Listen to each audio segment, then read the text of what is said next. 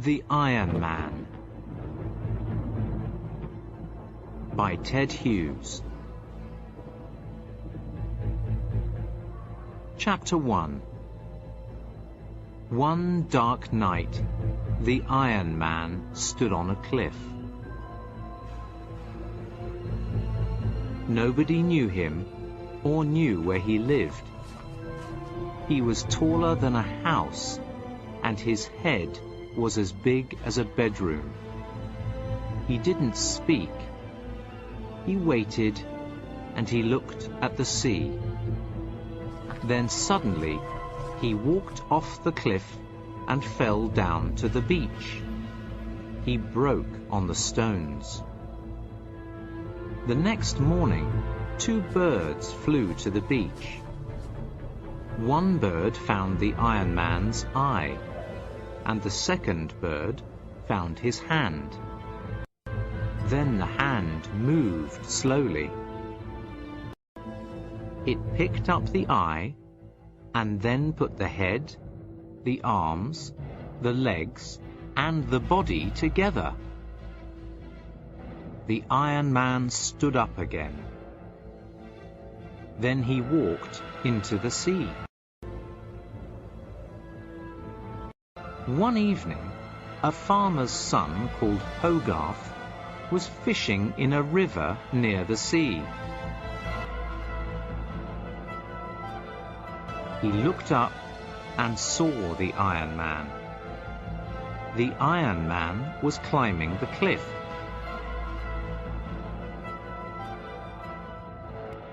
The boy ran home very fast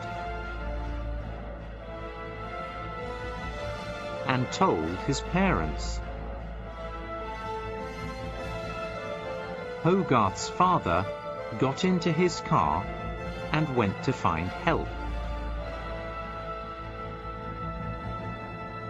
When he was in the car, he saw some very unusual things. Half a tractor, half a van, and a quarter of a plough in the road. Was something eating them? He started to drive home, but suddenly he saw the Iron Man.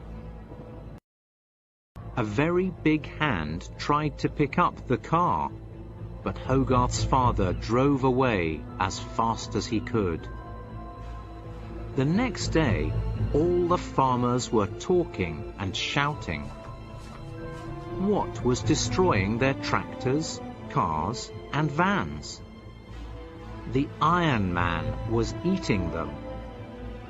They went to the cliff, but the Iron Man wasn't there.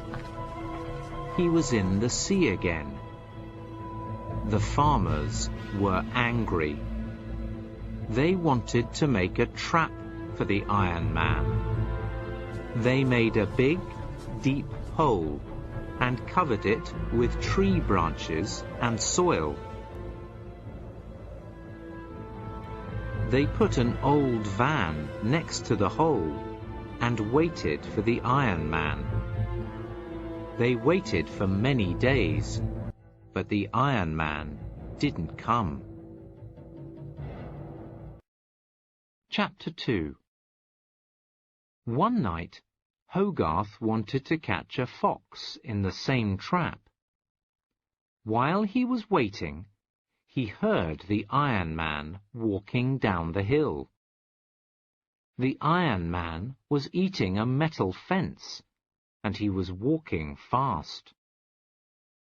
Hogarth had an idea. He picked up a metal nail and a knife, and he made a sound with them. Clink, clink, clink.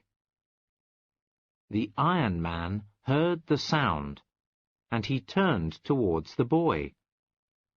Hogarth was frightened, but he started walking towards the trap, and the Iron Man followed him. When they got to the trap, the Iron Man fell into the hole. Hogarth looked at the Iron Man in the deep, dark hole. Then he ran home, shouting, "The Iron Man's in the trap!" When the farmers saw the Iron Man in the trap, they laughed. The Iron Man couldn't climb out. His eyes looked like red lamps in the hole. The farmers drove their tractors to the hole, and they filled it with soil and made a hill. They couldn't see the Iron Man now, so the farmers were very happy. But Hogarth was sorry. A year later, a family was eating lunch on the hill that covered the Iron Man. While they were eating their sandwiches, they saw a big iron hand come out of the ground. "Run to the car!" shouted the father. The Iron Man came up out of the ground, and he was very hungry. He ate 3 new tractors, 2 cars, and a plough. The farmers were frightened, but Hogarth had an idea. He visited the Iron Man and stood in front of him. "Mr. Iron Man," shouted Hogarth, "we've got a lot of iron for you. You can have it all, but please stop eating the cars and tractors." The Iron Man stopped and turned to the boy. "We're sorry," said Hogarth. Hogarth and the farmers drove down the hill, and the Iron Man followed them. Then they came to a place full of old bikes, cookers, fridges, cars and vans. It was a scrap metal yard. "There," said Hogarth, "eat all you can." The Iron Man was very happy.